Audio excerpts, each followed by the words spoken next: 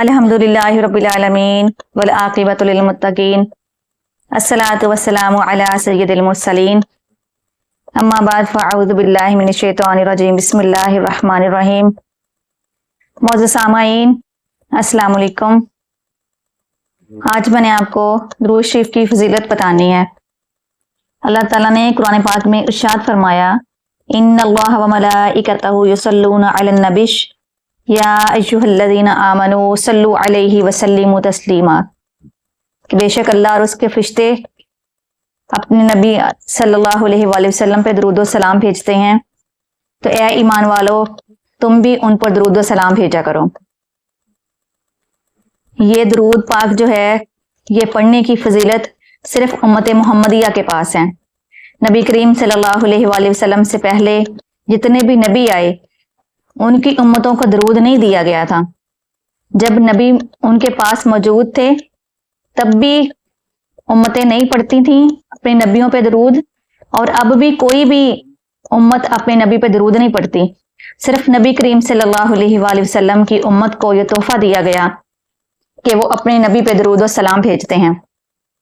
और अल्लाह ताला ने कहा कि सिर्फ ये मोमिनीन ही नहीं बल्कि अल्लाह ताला का भी ये अमल है कि वो भी दरूद और सलाम भेजता है अपने नबी पे, और उसके फरिश्ते भी भेजते हैं। एक सहाबी थे हजरत काब, एक दिन नबी करीम सल्लल्लाहु अलैहि वसल्लम से कहने लगे, या रसूल अल्लाह, अगर मेरे पास जितना टाइम होता है, अगर मैं सारे को 3 हिस्सों में तकसीम करूं और एक हिस्सा आप पे दरूद पढ़ूं और बाकी 2 हिस्से बाकी अपने रोजमर्रा के काम करूं, तो क्या ठीक रहेगा? तो रसूल करीम सल्लल्लाहु अलैहि वसल्लम ने इरशाद फरमाया, ठीक है, लेकिन अगर टाइम ज्यादा कर लो तो ज्यादा बेहतर है। फिर नबी करीम सल्लल्लाहु अलैहि वसल्लम से हजरत काब ने कहा, या रसूलल्लाह, अगर 3 हिस्सों में 2 हिस्सा मैं आप पे दरूद भेजूं और एक हिस्सा बाकी काम करूं, तो क्या ठीक है? तो नबी सल्लल्लाहु अलैहि वसल्लम ने फरमाया, ठीक है, लेकिन अगर टाइम को और बढ़ा लो तो ज्यादा बेहतर है। हजरत काब कहने लगे, या रसूलल्लाह, सारे का सारा टाइम सिर्फ आप पे दरूद ही पढ़ूं, तो क्या ये ठीक है? नबी करीम सल्लल्लाहु अलैहि वसल्लम ने फरमाया, अगर तुम ऐसे करोगे तो तुम्हारे तमाम गुनाह माफ कर दिए जाएंगे और दुनिया और आखिरत के तमाम अमूर का कफील अल्लाह ताला खुद बन जाएगा। उलमा से पूछा गया कि एक दिन में एक उम्मती जो है उसको कितनी बार दरूद पढ़ना चाहिए, तो उलमा ने ये मुत्तफिक फैसला किया है कि तकरीबन 313 बार, कम अज कम 313 बार हर उम्मती को एक बार नबी करीम सल्लल्लाहु अलैहि वसल्लम पे दरूद लाजमी भेजना चाहिए।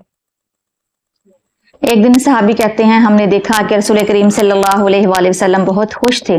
आपसे पूछा, या रसूलल्लाह, खुशी की वजह क्या है?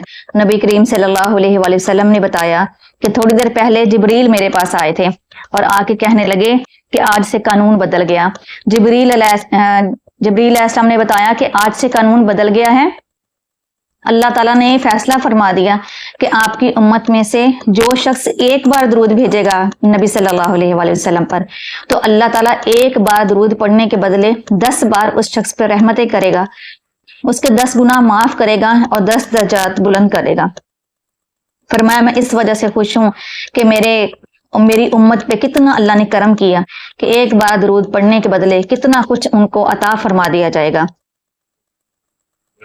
इसी तरह नबी करीम सल्लल्लाहु अलैहि वसल्लम के सहाबा का बहुत रूटीन थी कि आप बहुत ज्यादा दरूद और सलाम नबी करीम सल्लल्लाहु अलैहि वसल्लम पे भेजा करते थे। कहा जाता है कि हशर के दिन दोज़खी को दोज़ख में ले जाया जाएगा और उसको रास्ते में हजरत आदम अलैहिस्सलाम रोकेंगे और पूछेंगे कि तुम जहन्नम में जा रहे हो, तुम किस नबी के उम्मती हो? तो वो कहेगा, नबी करीम सल्लल्लाहु अलैहि वसल्लम की उम्मत में से हूँ। हजरत आदम अलैहिस्सलाम हजरत मोहम्मद सल्लल्लाहु अलैहि वसल्लम को आवाज देंगे और कहेंगे, अहमद बेटा, ये आपका उम्मती है और दोज़ख में जा रहा है, आप इसकी मदद करें। नबी करीम सल्लल्लाहु अलैहि वसल्लम फरिश्तों से पूछेंगे कि इसने क्या गुनाह किया, तो फरिश्ते बताएंगे कि इनकी नेकियां तोली गई हैं तो नेकियों का वजन कम है और बुराइयों का ज्यादा है। तो रसूल करीम सल्लल्लाहु अलैहि वसल्लम ने फरमाएंगे कि ये तो मेरा वो उम्मती है जो मुझ पे बड़ा दरूद भेजा करता था। कहने लगे कि मैं अल्लाह से इजाजत मांगता हूँ, अल्लाह ताला दोबारा फिर अमल तोले जाएं। अल्लाह ताला इजाजत दे देंगे और उस शख्स के अमाल दोबारा तोले जाएंगे। اور جب اس میں درود پاک کا وزن رکھا جائے گا تو اس کے وزن کی وجہ سے اللہ تعالیٰ کے حکم سے جو نیکیوں کا پلڑا ہے وہ بھاری ہو جائے گا۔ تو اس طرح دنیا میں اور آخرت میں درود شریف جو ہے ہمارے کام آئے گا۔ سامعین، ہر عبادت کا ایک ٹائم ہے، جیسے ظہر کی نماز جب اذان ہوتی ہے تو عصر کی اذان سے پہلے تک ظہر کی نماز کا ٹائم ہوتا ہے، یا عصر کی اذان ہو گئی تو مغرب سے پہلے تک اس کا ٹائم ہے۔ لیکن درود شریف ایسی عبادت ہے جس کا کوئی ٹائم نہیں ہے۔ جب بھی آپ کو وقت ملے، فرصت ہو، یا چلتے پھرتے کام کرتے، وضو ہے یا نہیں ہے، ہر طرح آپ درود شریف پڑھ سکتے ہیں۔ یہ بہت آسان عبادت ہے جو اللہ تعالیٰ نے مومنین کو عطا فرمائی ہے۔ ایک شخص تھے جن کا نام سلیمان الجزولی تھا۔ وہ اپنے وقت کے بہت بڑے محدث تھے، بہت بڑے استاد تھے۔ لوگوں نے ان سے بہت زیادہ دین سیکھا، دین کا علم حاصل کیا۔ آپ ایک دن اپنے طلباء کے ساتھ کسی دور دراز کے سفر پہ نکلے۔ وہاں پہ آپ نے ایک کنواں دیکھا اور وضو کرنے کے لیے کنویں کے پاس گئے۔ جب کنویں کے پاس گئے تو دیکھا وہاں پہ ڈول، پانی نکالنے کے لیے نہ کوئی ڈول تھا اور نہ ہی کوئی رسی تھی۔ آپ کھڑے سوچ رہے تھے کہ اب میں کیا کروں۔ تھوڑی دور ایک گھر تھا جس کے اوپر 10-12 سال کی ایک لڑکی کھڑی تھی۔ اس لڑکی نے دیکھا ان کو تو وہ نیچے آئی اور آ کے کہنے لگی، کیا آپ سلیمان الجزولی ہیں؟ تو کہنے لگے، جی ہاں میں سلیمان الجزولی ہوں۔ لڑکی پوچھنے لگی، ادھر کیوں کھڑے ہیں؟ کہنے لگے، ادھر اس لیے کھڑا ہوں کہ میں نے اور میرے طالب علموں نے وضو کرنا ہے، لیکن پانی تو ادھر ہے لیکن ڈول اور رسی نہیں ہے، سوچ رہا ہوں کہ پانی کیسے نکالوں۔ اس لڑکی نے کہا کہ اتنے بڑے بزرگ ہیں اور آپ سے اتنا کام نہیں ہوتا۔ یوں کہہ کے اس لڑکی نے اس کنویں کے اندر تھوک دیا۔ جب تھوڑا سا تھوکا ہے تو پانی ابل کے کناروں تک آ گیا۔ سلیمان الجزولی نے اور اس کے طالب علموں نے وضو کیا اور نماز پڑھ لی۔ وہ بچی اپنے گھر چلی گئی۔ سلیمان کہتے ہیں، جب میں نے نماز پڑھ کے فارغ ہوا تو طالب علم کہنے لگے کہ سفر شروع کریں۔ میں نے کہا نہیں، پہلے میں نے اس بچی سے ملنا ہے۔ سلیمان جب اس بچی سے ملے، دروازے پر دستک دی، بچی باہر آئی۔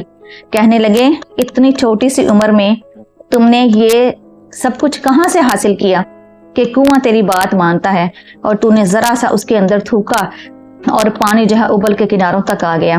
تو وہ لڑکی کہنے لگی، میں اتنی سی عمر میں کیا کما سکتی ہوں؟ میں کچھ نہیں کرتی، صرف درود شریف پڑھتی ہوں سارا دن۔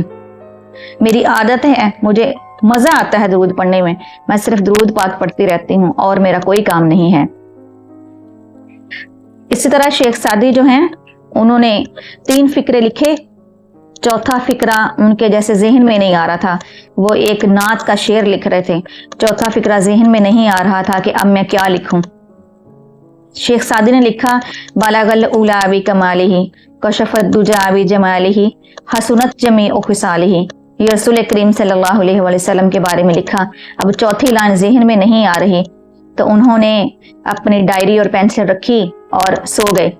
جب سوئے ہیں تو شیخ سعدی کہتے ہیں، میری خواب میں رسول کریم صلی اللہ علیہ وآلہ وسلم آئے اور کہنے لگے، شیخ سعدی تو چوتھی لائن لکھ دے، صلو علیہ وآلہ۔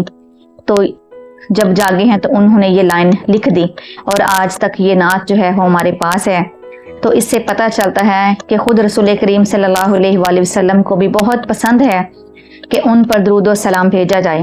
اور اگر یہ پسند نہ ہوتا تو اگر میرے نبی رہنمائی ہی کرنے آئے تھے شیخ سعدی کی تو درود و سلام کے علاوہ کچھ اور چیز جو ہے وہ کہہ دیتے کہ تم یہ چیز لکھ لو، یہ لائن لکھ لو۔ نبی کریم صلی اللہ علیہ وسلم کی حدیث ہے کہ جب بھی کوئی شخص درود پڑھتا ہے تو اسی وقت جیسے ہی درود ختم ہوتا ہے تو اللہ تعالیٰ نے فرشتوں کی ایک جماعت کی ڈیوٹی لگائی ہوئی ہے جو کہ رسول کریم صلی اللہ علیہ وآلہ وسلم پہ اسی وقت درود پیش کرتا ہے۔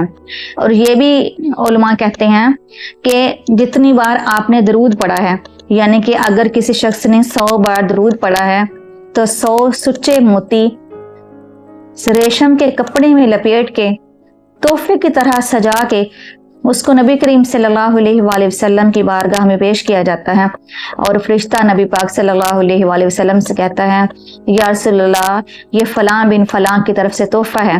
نبی کریم صلی اللہ علیہ وآلہ وسلم اسے پکڑتے ہیں اور بہت خوش ہوتے ہیں اور پھر کہتے ہیں، اس نے مجھے تحفہ بھیجا ہے दुनिया वालों की रस्म है कि वो जो तोहफा देता है तो उसको भी आगे से तोहफा दिया जाता है।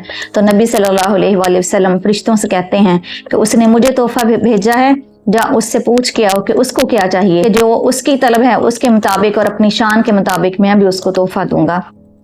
अल्लाह ताला से दुआ है हमें अल्लाह ताला तौफीक अता फरमाए कि हम नबी करीम सल्लल्लाहु अलैहि वसल्लम पे ज़्यादा से ज़्यादा दुरूद व सलाम भेजें।